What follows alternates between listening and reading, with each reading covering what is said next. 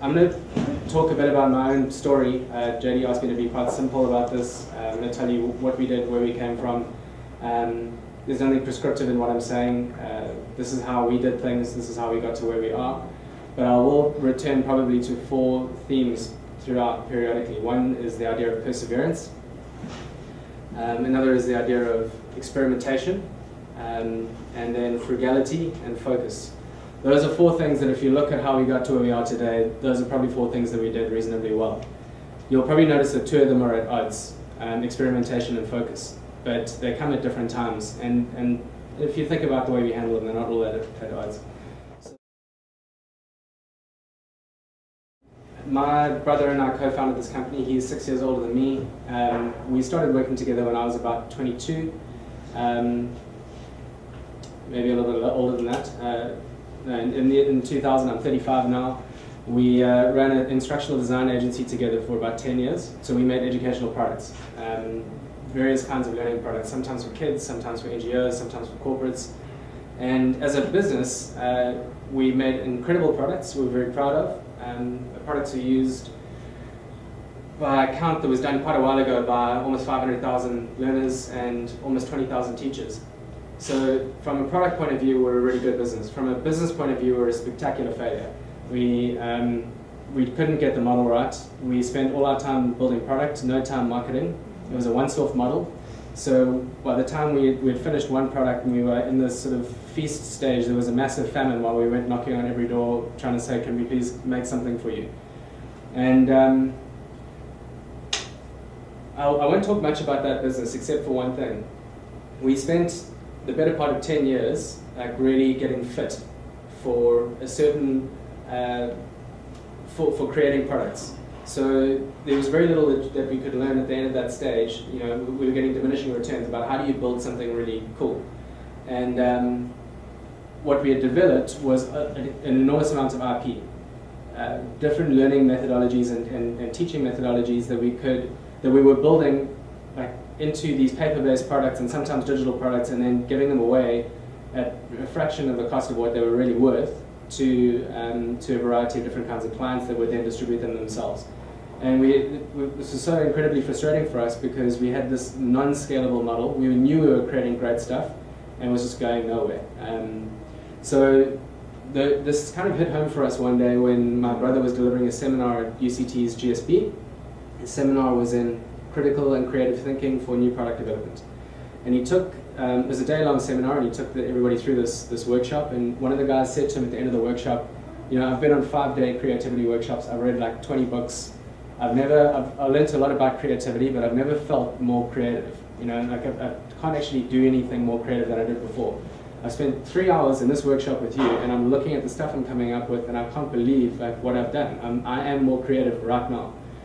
And so Barry went home to his wife that night and he said, I think we've really hit on something special here. You know, we've got this massive amount of time and energy that this guy spent on developing himself and he's got nowhere. We're using our educational methodologies that we've been giving away for next to nothing. And suddenly the light's gone on for him and he's just coming up with lots of ideas and lots of good ideas. So what were we doing in that workshop, and what's the educational methodology we use? We ask questions that unlock value. And if you look at somebody who's really, really experienced in anything, they've got a way of approaching a problem where they know what questions to ask to cut to the quicker the solution. And what we do is we go and find those questions and we reverse engineer really good ideas and we hand the questions over to somebody who doesn't have the experience. By asking the right questions, they shortcut their way to experience. So there are questions that each of you could ask about your business that you think are really important, that might take you down in a kind of an obstructive path. Bring somebody into the mix who's butted their heads a few times, they'll ask a different set of questions that will get you to circumvent a whole lot of your potential pitfalls. So that's one way of thinking about what we did. So this is the point where, you know, we'd had an entrepreneurial journey up to this point, but this is where it really started to change. So we thought, well, how do we make this idea of using clever questions, how do we make it scalable? And for us, the short and easy answer was software. Because marginal cost of delivering software over the web is close to zero. So we are software lovers. My brother was a programmer early in his life, but never followed through. We did different things, and so, but we do love software, and we know how to use it very well, and we're good at designing products. So we thought, well, let's spec out what it is that we want this product to look like. Two themes I'll talk about now: perseverance and experimentation. So we had about 10,000 Rand available to us, which you can't really do much with if you're going to develop any kind of software at all. And we thought, well, we can do one of two things. Now, we can either market ourselves to get more projects for Brightspots, that was our instructional design agency, or we can try and build a prototype for what eventually became Cognition. And if I was explaining this to a friend of mine who was a good software developer, and he said, look, I'd much rather work on a prototype. Let's just give me the 10 grand you've got, and I'll figure out the rest later. You know, maybe you'll come into more cash, and we can pay you as we go along. So that worked quite well, but we kept on. There were two things we had to do at the same time. One of them was to keep trying, keep persevering through showing this prototype to different people, trying different ways of using the software, and at the same time just experimenting. You know, one way failed, we'd try a completely different way. If I showed you what Cognition looks like today and what it looked like in its early prototypes, they're barely recognizable as the same thing. But we knew we had a good underlying set of values, a good underlying set of IP, and we just had to find the right way of delivering it to people so that you didn't have to be in a room asking them questions. The software could do that and lead them through their own epiphanies. At this point, when we realized it was time to sort of scale up the operation a little bit, we were starting to get some interest in the idea, we made a really, really big mistake. We hired a programmer in the States who it seemed would be able to build what we wanted in JavaScript and HTML, HTML4 at the time, and he just completely and utterly failed. And at this time we had managed to scrape together about 50,000 Rand. This was about 2008, so it was pre-crisis. And it was probably the 50,000 Rand that we would have really, really needed 6 months later. And he completely blew the whole thing. He'd create one feature and break the one he made before, and that just consistently happened over and over again. So he had this impression of a product that might be going somewhere, but it just wasn't. I realized we don't have much time, so I'm cutting a lot of detail out of the story, but one of the lessons we learned out of this is just hire really, really good people. And the only thing is, we couldn't tell that he wasn't going to be. We didn't know how to vet him. We didn't know what questions to ask him. We just, look, he's got a portfolio, stuff looks like it works. Our CTO, who has been with us ever since then, was the guy who sort of saved the day, a guy named Robert Stutterford, who JD met at Tech for Africa this week. Robert is a programming genius. He's been programming since he was 11. He's built award-winning stuff all over the world. He's built touchscreen installations at the Saudi Museum. He's built iPhone apps that are award-winning apps. When he finally came to us, he came with a set of values that were just perfectly aligned with ours. Robert's probably even to this day worth to another company 3 times what we were able to pay him as a startup. He has shares in our company, and that kind of mitigates his risk or his opportunity cost. But the fact that our software works is entirely credited to his efforts.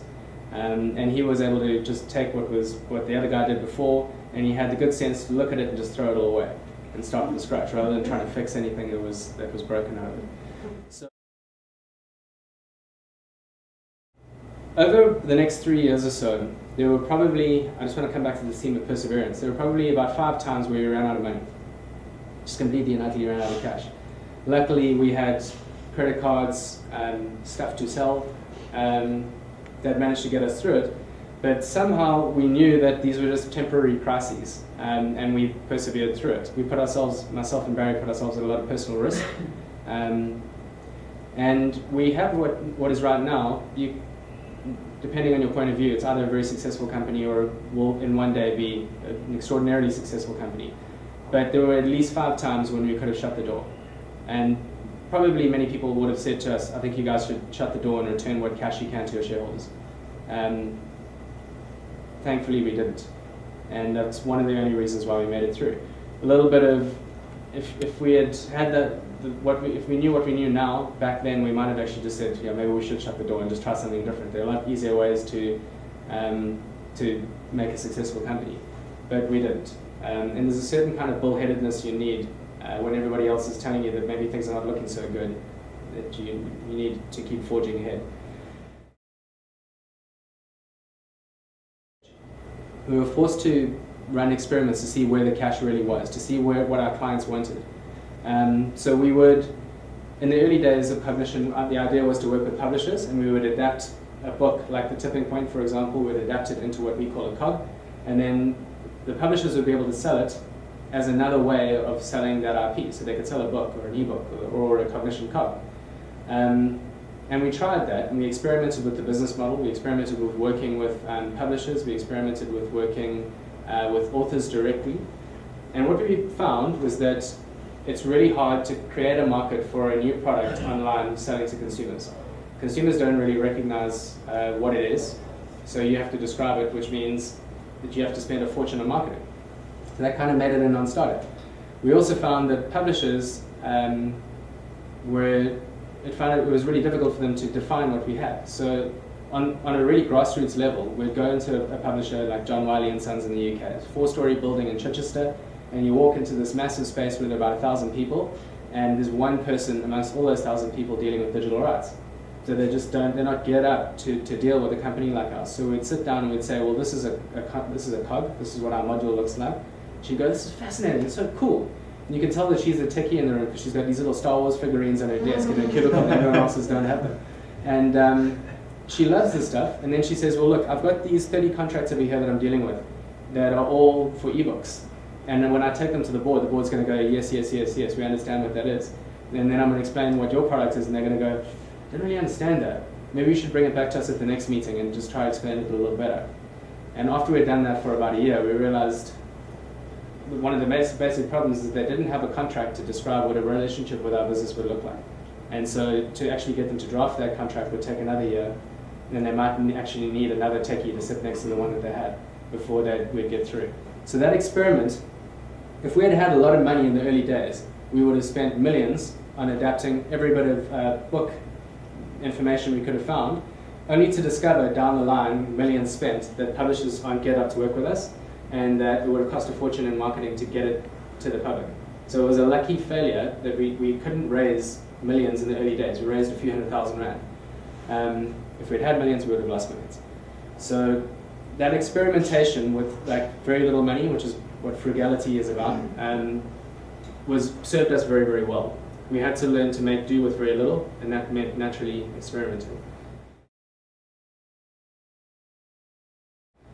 So while we were running this publishing experiment, one of our oldest clients, who had watched what we were doing over time, is a business client, and they came to us and said, look, we love what you've got, can we use it for people development in our organization?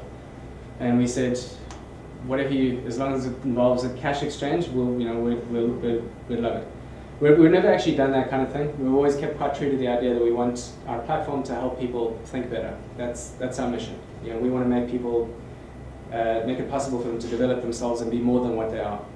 And that organization, that fitted our mindset quite well. So we got a deal with them. There was basically roughly a $1.5 million deal over about a 12-month period, and that floated the company. We were able to focus on business software development for the next year. Having run that experiment with publishers and consumers before that, we knew at that point, even though we were reluctant to give it up, we knew that the money and the easy pathway forward for our business was a B2B business. A B2B SaaS business and not a consumer business. And it took us another year after that to really get it into our heads that the B2C future, that it may be just that, it may be a future, but it wasn't where the money was right now, and our business would tank if we tried to follow it. So I've spoken a little bit about perseverance and about experimentation. We can still continue to experiment all the time. The lovely thing about having a web business is that you can run a little experiment to see what the web feedback is, to see how your customers react, because software development is rapid. Frugality, we remain frugal to this day. We don't spend money easily on anything, and if we do, there's quite a rigorous decision-making process. Well, it involves a conversation between myself and my brother and at least one of the other shareholders before we spend any significant cash on anything. And so you get good governance that way. But if you come to our offices don't look anywhere near as nice as what you got here, which is, I'm envious. This is a lovely place to work. But we're basic, we've got white tables, black chairs. Our latest hire is a general manager. She'll be coming on board soon. She walked into our office and said, "Your place looks depressing. Can the first thing I do be to fix it up?" I said, "No problem." It's about focus. Barry and I have never spent our time trying to beautify the office. We spend our time trying to get sales, because sales solve absolutely everything. And we spend our time servicing our clients. We spend our time working on our product. So if you walk into our office, it is bland. And it kind of surprises people a lot. They think of us as a very creative bunch of people, and our office doesn't look like a very creative space. But the time has come now, probably after 3 years, to say, okay, we'll spend a bit of cash on the office, much to the relief of our very creative bunch who want to be in a more creative space. So that frugality continues there. The last point I wanted to discuss, and I think we're almost out of time, is the idea of focus. So we've, over the years, we've been quite successful in startup competitions. So we've won a few of them. We went to Seed Camp in London in 2010, and we've always had people tell us, "You guys really need to focus a lot more." But it's been difficult to do that, and I'll tell you why. Cognician is a very universal kind of product. It's a universal platform for delivering expertise. So one of our partners is a leadership development company, and there's a leadership development program that's running it. Another one of our partners provides continuous improvement framework for manufacturers like DuPont and SAB Miller, and that content is run on the platform.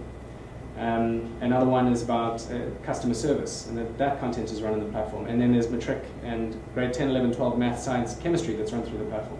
All of these things are radically different. And to most people looking at the company, they go, "You can't possibly manage all this stuff. You need to focus somewhere." This is really running home for us when we were at Seed Camp in London. We were facing a room full of about 45 investors, top-tier European investors. And we explained very proudly that we had 9 revenue streams that we were going to be focusing on in the next 3 years. And probably the sharpest investor I've ever met, a guy named Fred Destan, said to us, "So you guys are going to do SaaS, you're going to do product development, you're going to do lead generation, you're going to do advertising," and he rattled off all of the 9. He said, "You don't have enough hours in the day to do even 2 of those. If you add up the amount of time it's going to take you to really capture either one of those, between the 2 of you, 48 hours in a day, if you don't sleep, is not enough time to actually make good on any of those. You need to pick one, and you need to go for that." Obviously, we didn't listen. And over the next couple of years, we continually butted our heads and then shaved off the revenue streams and shaved them off until we were left with today. We actually basically have 2. We have product development, which is on an agency type model. But we try and create only things that add to our digital inventory so that we can continue selling them. And then the other, it's really one, but it's kind of a hybrid of 2 things, is software as a service. So 10 minutes ago. Okay, cool, that's perfect. So there's, any questions? Okay, so there's software as a service for us. Often we bundle content and platform together, so it's something we've learned along the way, that if you try to sell an empty platform, customers go, "That's really great, but can it do that? And can you build the product for it on top of the platform, and then we'll buy it?" So yeah, I can see you probably had a similar kind of experience. I've given the same set of advice to 3 entrepreneurs in the last 2 weeks who have pitched a platform to me, and I go, "Okay, I can tell what's going to happen. You're going to take the platform to a company, and they're going to want to see a product on the platform. Once they've got it, they'll start using it for all the other things you intend, but until then, they're not going to buy it." So focus. Recently we joined Endeavour. The final day of, after going through about a year's worth of panel selection, we had faced 3 different panels on one day. The first of the panels was Adrian Gore, the CEO of Discovery, who was also the founder of Listen.com. Later in the day, the panel included the HR director from eBay. There's very, very senior people, and they all said pretty much the same thing: focus. And we thought we'd finally converged on a model that actually had some focus. We support companies who basically do training and coaching We give them product to sell. We wrap their coaching and training into product, and we give them product to sell. And even that for them is not enough focus. So what we have learned, and this is just about self-awareness, is that even when we think we're focusing, we're probably not focusing enough. And every time we have focused, we've taken a giant leap forward. So I'm going to just wrap up there because I think it's much more interesting telling about questions. 4 little lessons I've managed to pull out of what we've done that have worked for us. Just don't give up very easily. Experiment wherever you can. Try not to spend money if you can possibly do it at all. And focus wherever you can as well. And those are the things that have got us to where we are today. They probably will be the same things that get us to the next stage as well. Cool. Thanks. So you say perseverance. How do you tell if it's really just a failure and you need to cut your losses or persevere? No, it's not an easy question, but... Well, I can talk logically about why we knew it wasn't a failure for us. There was, in our case, we knew we were solving probably not a neatly defined problem, but there was a massive sense of that we were solving a big problem for people. So people could see what we do, and when you see the lights go on in their eyes and they go, wow, that's special. We just weren't prepared to give up on that. And we had seen the results as well before we ever took it to software. We could see what it would do to people. You know, if you use the right learning methodology, we could see that their lives were changed almost instantly, in some small way. And we just thought, if we are getting this wrong, it's not because of the core of our IP. It's because of some kind of model failure, or because we didn't manage to get cash in on time. Cash running out is just going to happen. You're just going to do it. You know, you've got to get used to it and be prepared to somehow solve the problem. But it doesn't mean your business is wrong. I think, for me anyway. Yeah. You guys went from software as a service to any product. What did you change in your company? What did you change in your thinking? I mean, it's a big pivot to make, going from software as a service to actually providing products for users. Well, we still sell them on a software as a service basis. So we think of it's kind of a flagship product. We call it Leadership Accelerator. It's more than 200 modules that a company can use, distribute to all of their people to self-coach and develop their leadership competencies. It's run on the Cognician platform with all the bells and whistles that go with a learning platform, but there's no reason why you can't sell that, the whole package, on a software as a service basis. So we charge 5,000 Rand per user per year for a company to use that. It's on a sliding scale depending on the number of users. But for them, they go, well, I'm getting all the value I need. I can add more stuff into the platform, and software as a service sounds cool. Yeah, that sounds like a reasonable rate. We move forward. But if we try to do that with by adapting their own content, sales cycle is just twice as long to getting them to buy into using the platform. So we haven't abandoned software as a service. We've just taken a different approach in it. Bundle the content and the platform together. I'll just mean like what's different from, well, what do you mean, software as a service? So you keep your bit, obviously. Yeah. Providing the service. It just means what did you change in your thinking or your mindset or your everyday business? Because providing software as a service is not the same as providing a product. I mean, like, what problems did you find? How did you have to think differently about it? So I kind of alluded to it earlier, is that we realized it was just really hard to sell it one way. So what we were trying to do was expedite the sale. Yeah. So it's quite a complex sale, what we have. And you can't, it's very difficult for somebody who's not well versed in learning to be able to put it across to anybody else. So if they've got a particular product to talk about, it makes the salesperson's job easier and quicker. So we looked at that first. We were trying to solve a sales problem more than anything else. So that once you've got a product in an organization, you can cross-sell and you can do all the other things, and you can focus on SaaS. We haven't perfectly answered this question as well. I must say that as well. So we know that the future of Cognition is not necessarily where it is right now.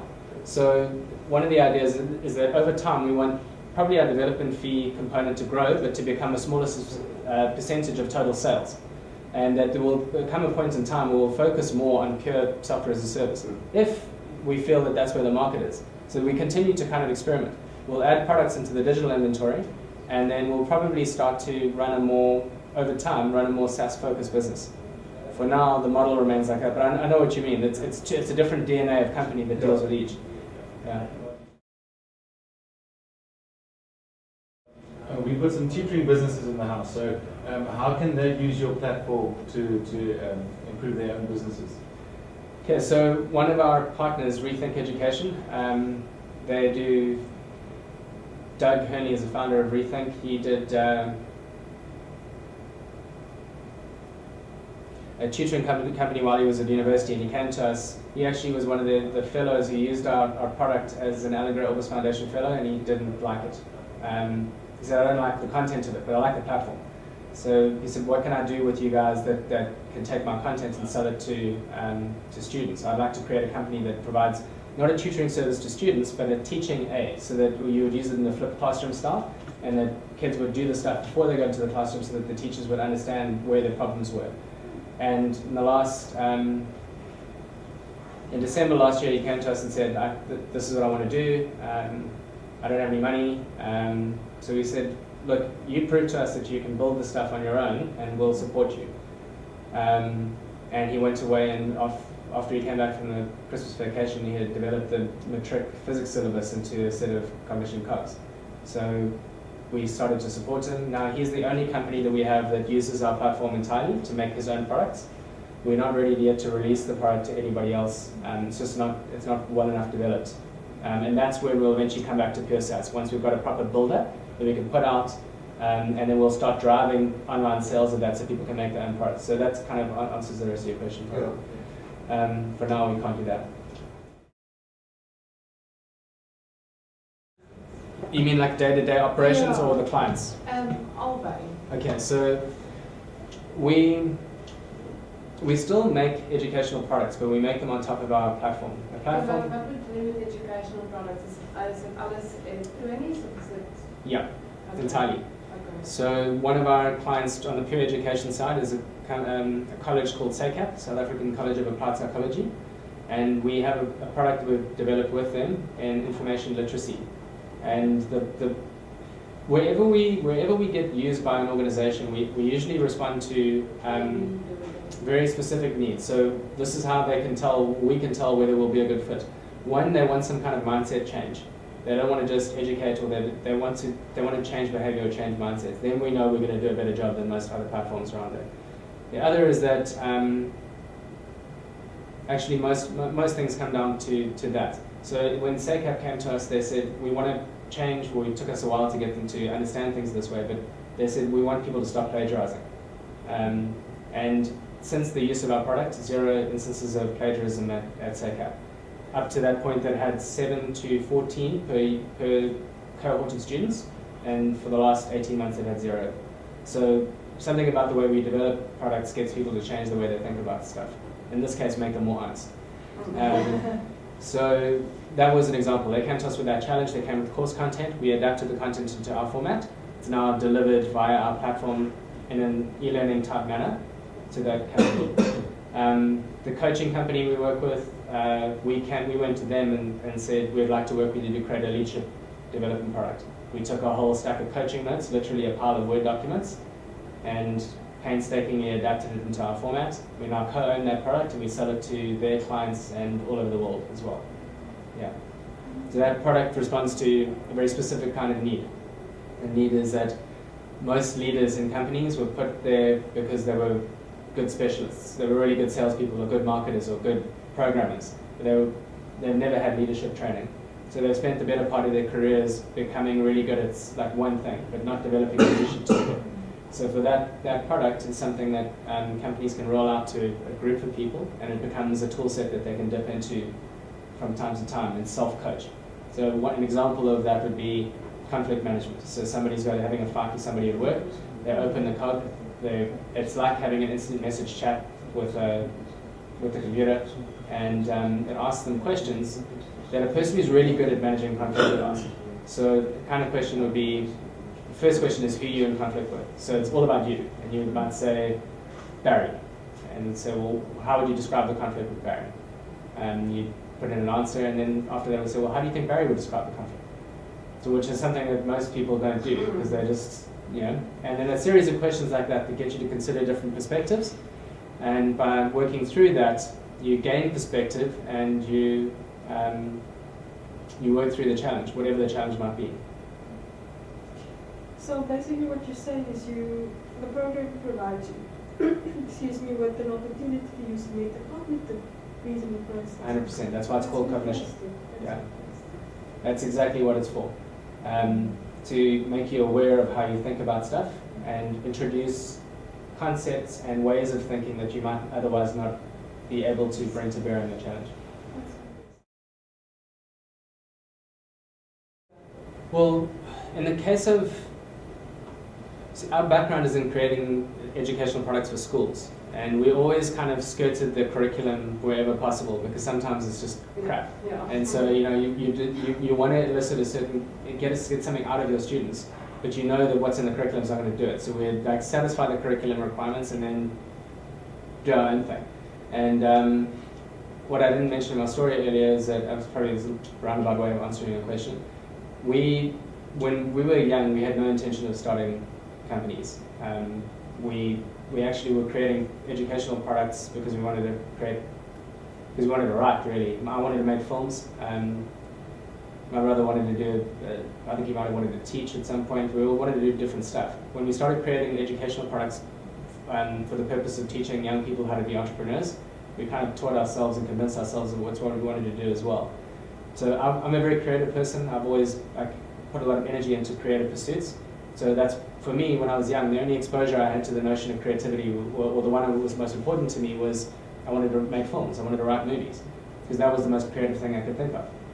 What I realized in writing educational programs that exposed me to all different kinds of businesses and the act of starting a business is that it's like the most creative thing you could possibly do. It's every day you encounter a challenge that you have to think creatively in order to solve it. And sure, it might not be the same creativity as writing a symphony, but it's very, very close, because you have to think of lots of ideas and you have to craft a solution that works in reality. And that's a beautiful thing. I mean, that's why when you're following something that you really want to do, and you're solving the problems for that thing every day, you can't not help rush out of bed and get to work. It's a wonderful thing to do. So the curriculum. In the case of Doug and his business, he focuses on the independent board curriculum. He'll eventually focus on CAPS as well. But we stay away from curriculum in general. And the reason is it's just hard to work with schools. It's really, really hard. So we've done it before, and teachers are never available. The education board might help you, if maybe they won't. Then one day you meet somebody who likes you, and then they help you a lot. It's a difficult environment to work in. Good on you. Good luck.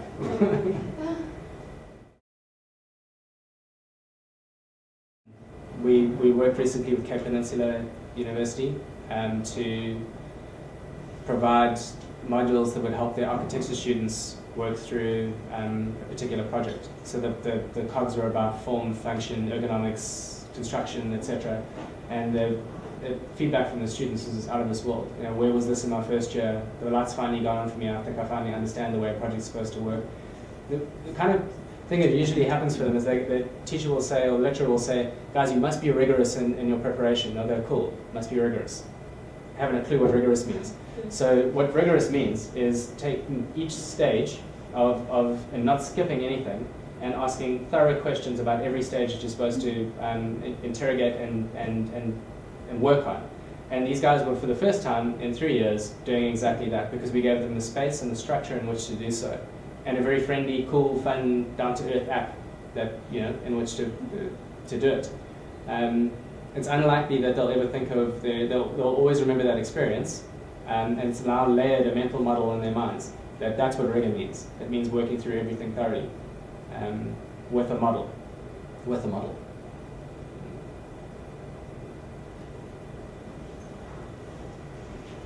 All right, thank you, Patrick.